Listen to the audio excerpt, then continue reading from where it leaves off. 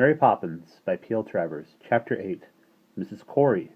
This was a favorite chapter of my mom's when she read the book to me when I was a kid. Heard this chapter several times, and also it's weird to think now that I'm reading this as a 35-year-old. I am older than the author was when she wrote this book back in 1933 or 1934. Mrs. Corry. 2 pounds of sausage, best pork, said Mary Poppins. And at once, please, we're in a hurry. The butcher, who wore a large blue and white striped apron, was a fat and friendly man. He was also large and red and rather like one of his own sausages. He leant upon his chopping block and gazed admiringly at Mary Poppins. Then he winked pleasantly at Jane and Michael. In a hurry, he said to Mary Poppins. Well, that's a pity. I hope you dropped in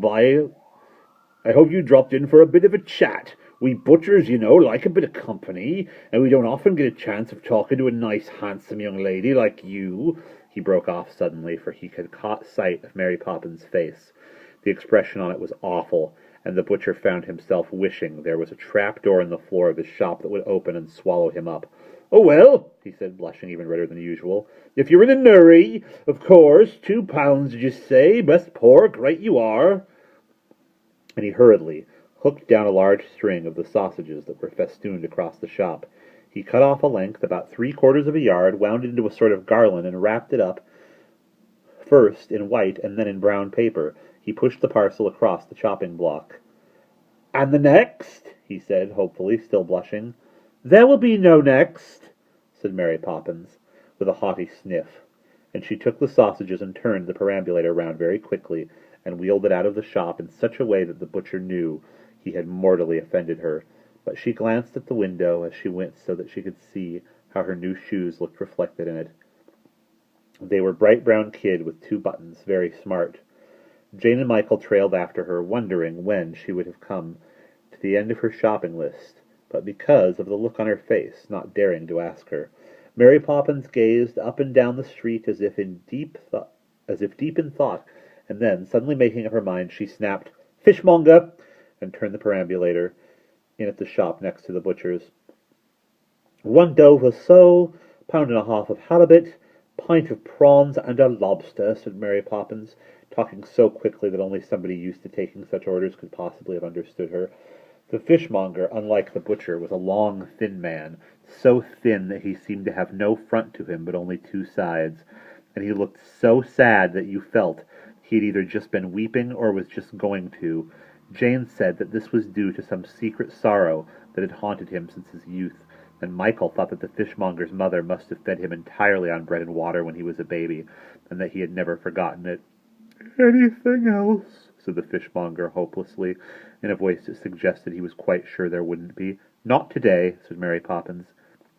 The fishmonger shook his head sadly and did not look at all surprised. He had known all along there would be nothing else. Sniffing gently, he tied up the parcel and dropped it into the perambulator. "Bad weather," he observed, wiping his eye with his hand. "Don't believe we're going to get any summer at all. Not that we ever did, of course. You don't look too blooming," he said to Mary Poppins, "but then nobody does." Mary Poppins tossed her head. "Speak for yourself," she said crossly, and flounced to the door, pushing the perambulator so fiercely that it bumped into a bag of oysters. "The idea," Jane and Michael heard her say as she glanced down at her shoes, not looking too blooming in her new brown kid shoes with 2 buttons. The idea! That was what they heard her thinking. Outside on the pavement, she paused, looking at her list, ticking off what she had bought. Michael stood, first on one leg and then on the other. "Mary Poppins, are we never going home?" he said crossly. Mary Poppins turned and regarded him with something like disgust. "That," she said briefly, "is as may be," and Michael, watching her fold up her list, wished he had not spoken. "You can go home if you like," she said haughtily. "We are going to buy the gingerbread." Michael's face fell. If only he had managed to say nothing. He hadn't known that gingerbread was at the end of the list. "That's your way," said Mary Poppins shortly, pointing in the direction of Cherry Tree Lane. "If you don't get lost," she added as an afterthought. "Oh, no, Mary Poppins, please don't. I didn't mean it. Really, Mary Poppins, please," cried Michael.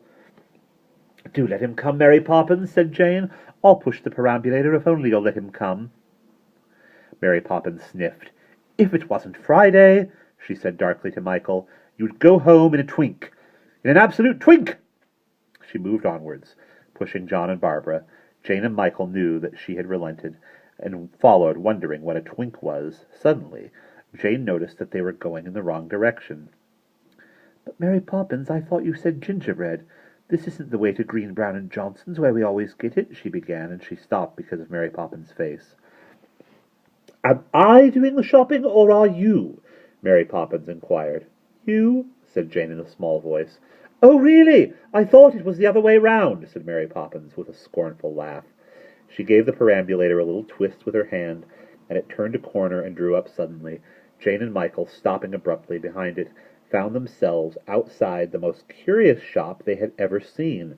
It was very small and very dingy. Faded loops of colored paper hung in the windows, and on the shelves were shabby little boxes of sherbet, old licorice sticks, and very withered, very hard apples on a stick. There was a small dark doorway between the windows, and through this Mary Poppins propelled the perambulator while Jane and Michael followed at her heels. Inside the shop they could dimly see the glass-topped counter that ran around three sides of it, and in a case under the glass were rows and rows of dark gray gingerbread, each slab of dark dry gingerbread. Each slab was so studded with gilt stars that the shop itself seemed to be faintly lit by them. Jane and Michael glanced round to find out what kind of person was to serve them, and were very surprised when Mary Poppins called out, "Fanny! Alice, where are you?" Her voice seemed to echo back to them from each dark wall of the shop. And as she called, two of the largest people the children had ever seen rose from behind the counter and shook hands with Mary Poppins. The huge women then leant down over the counter and said, "Howdy-do," in voices as large as themselves, and shook hands with Jane and Michael. "How do you do, miss?" Michael paused, wondering which of the large ladies was which. "Fanny's my name," said one of them. "My rheumatism is about the same, thank you for asking." She spoke very mournfully, as though she were unused to such a courteous greeting. "It's a lovely day," began Jane politely to the other sister, who kept Jane's hand imprisoned for almost a minute in her huge clasp. "I'm Annie," she informed them miserably, "and handsome is as handsome does."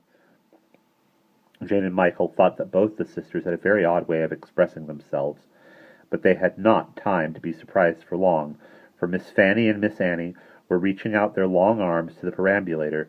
Each shook hands solemnly with one of the twins, who were so astonished that they began to cry. "No, no, no, no, no, no, no! What's this? What's this?" A high, thin, crackly little voice came from the back of the shop. At the sound of it, the expression on the faces of Miss Fanny and Miss Annie, sad before, became even sadder. They seemed frightened and ill at ease, and somehow Jane and Michael realized that the two huge sisters were wishing they were much smaller and less conspicuous. "What's all this I hear?" cried the curious, high little voice, coming nearer, and presently round the corner of the glass case the owner of it appeared. She was as small as her voice, and as crackly, and to the children she seemed to be older than anything in the world, with her wispy hair and her stick-like legs and her wizened, wrinkled little face.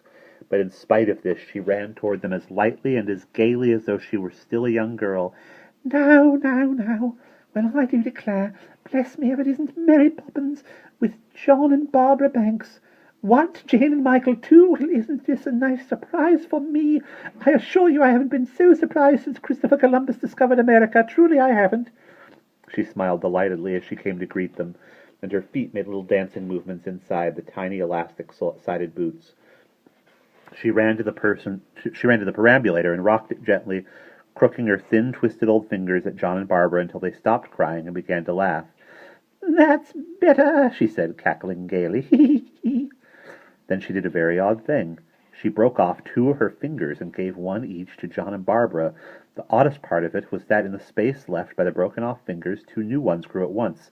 Jane and Michael clearly saw it happen.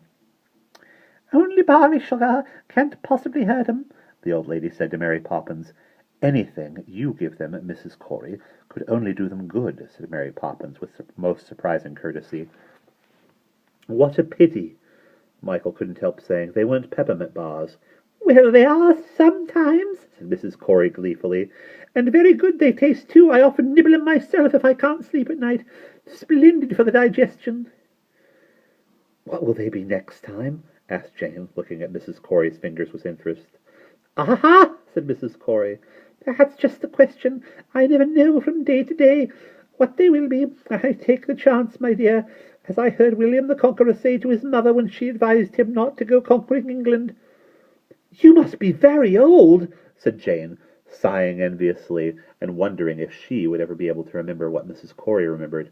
Mrs. Corry flung back her wispy little head and shrieked with laughter. Old, she said. Why, I'm quite a chicken compared to my grandmother. Now there's an old woman, if you like. Still, I go back a good way. I remember the time when they were making this world, anyway. And I was well out of my teens then. My goodness, that was a to-do, I can tell you, she broke off suddenly, screwing up her little eyes at the children. Well, dearie me, here I am running on, and you not being served. I suppose, my dear, she turned to Mary Poppins, whom she appeared to know very well, I suppose you've all come for some gingerbread. That's right, Mrs. Corry, said Mary Poppins politely. Good. Have Fanny and Annie given you any? She looked at Jane and Michael as she said this. Jane shook her head. Two hushed voices came from behind the counter. No, Mother, said Miss Fanny meekly. We were just going to, Mother, began Miss Annie in a frightened whisper. At this, Mrs. Corry drew herself up to her full height and regarded her gigantic daughters furiously. Then she said in a soft, fierce, terrifying voice, Just going to? Oh, indeed. That is very interesting. And who, may I ask, gave you permission to give away my gingerbread? Nobody, Mother, and I didn't give it away. I only thought. You only thought?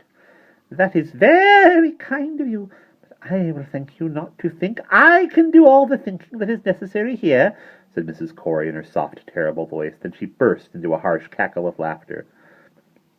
Look at her! Just look at her! Cowardy custard! Cry baby! She shrieked, pointing her naughty fingers at her daughter.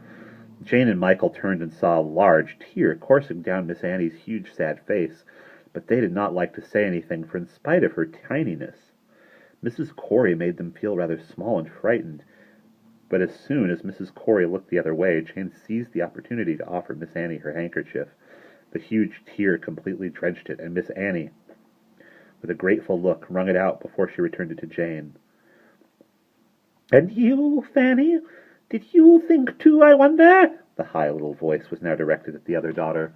No, Mother, said Miss Fanny, trembling. Humph! Just as well for you. Open that case. With frightened, fumbling fingers, Miss Fanny opened the glass case. Now, my darling, said Mrs. Corry in quite a different voice. She smiled and beckoned so sweetly to Jane and Michael that they were ashamed to have been frightened of her, and felt that she must be very nice after all. Won't you come and take your pick, my lambs? It's a special recipe today, one I got from Alfred the Great. He was a very good cook, I remember, though he did once burn the cakes. How many? Jane and Michael looked at Mary Poppins. 4 each, she said. That's 12, 1 dozen. I'll make it a baker's dozen. Take 13, said Miss Corry cheerfully. So Jane and Michael chose 13 slabs of gingerbread, each with its gilt paper star. Their arms were piled up with the delicious dark cakes. Michael could not resist nibbling the corner of one of them. Good, squeaked Mrs. Corry. And when he nodded, she picked up her skirts and did a few steps of the Highland fling for pure pleasure. Hooray, hooray, splendid hooray, she cried in her shrill little voice. Then she came to a standstill, and her face grew serious. But remember, I'm not giving them away. The price must be paid. The price is 3 penny for each of you. Mary Poppins opened her purse and took out 3 3-penny bits. She gave 1 each to Jane and Michael. And there we will pause.